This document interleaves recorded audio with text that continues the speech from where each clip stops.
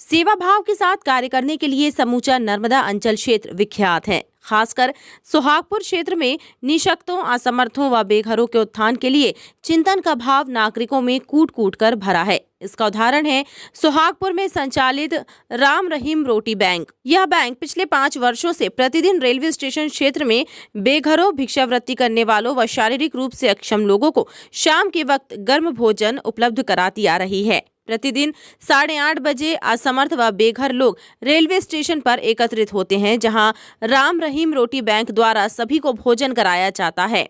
भोजन परोसकर नर्मदे हर तथा बिस्मिल्लाह करे के उद्घोष के साथ संकेत दिया जाता है कि जरूरतमंद लोग भोजन शुरू कर सकते हैं।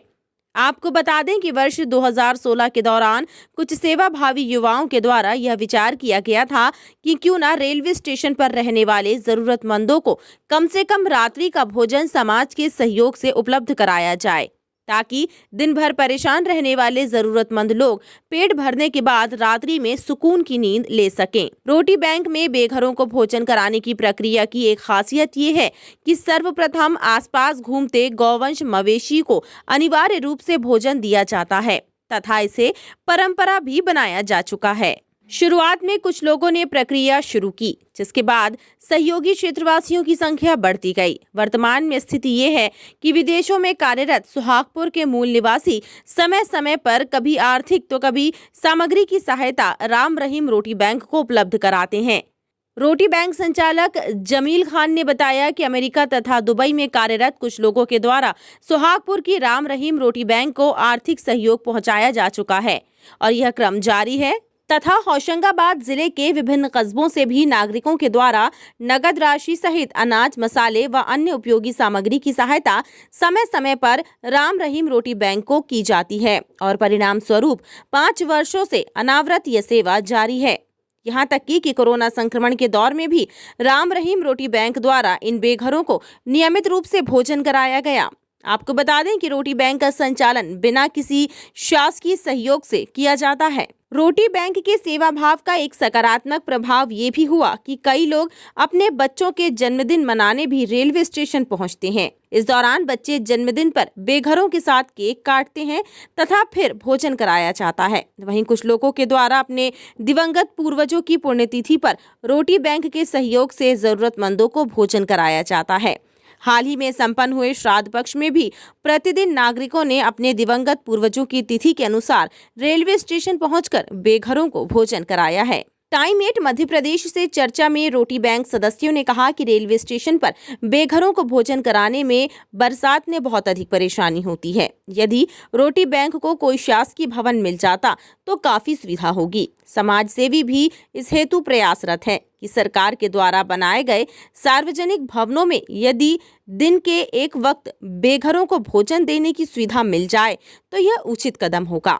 वर्तमान में बिना किसी सरकारी मदद के रेलवे स्टेशन के अधिकारियों व कर्मचारियों की मौन सहमति से रोटी बैंक जरूरतमंदों को भोजन करा रहा है। यदि शासन पक्ष भूमि अथवा भवन की सुविधा देता है तो 5 वर्ष से जारी यह प्रक्रिया आने वाले दशकों तक अनावरत रूप से जारी रह सकती है। खान साहब, ये जो राम रहीम रोटी बैंक है सुहागपुर में बेघरों को भोजन कराती है, जो असमर्थ हैं चलने फिरने में उन्हें भोजन कराती है। जी हाँ जी। कितने सालों से यह काम चल रहा है और किसके सहयोग से संचालन होता है? ये जो राम रहीम रोटी बैंक का जो काम है, वृद्ध बेसहारा बेघर लोग हैं, नर्मदा परिक्रमा वासी हैं, इनको प्रतिदिन शाम के समय भोजन दिया जाता है। यह कार्य जन सहयोग से चल रहा है। नगर के लोग, आसपास ग्रामीण क्षेत्र के लोग, बाहर से भी लोग यहाँ इसमें सहयोग प्रदान करते हैं। इवन फॉरेन में यहाँ के जो हमारे यहाँ के लोग हैं, वो लोग हैं, उनको जानकारी है, अपने ये मीडिया के माध्यम से उन लोगों तक ये जानकारी पहुँची, वो लोग योगदान प्रदान करते हैं। किस किस प्रकार का योगदान मिलता है समिति को? आर्थिक रूप से भी मिलता है और खाद्यान्न के रूप से भी। कुछ परिवार भोजन यहाँ पर बना के भी लेके आते हैं।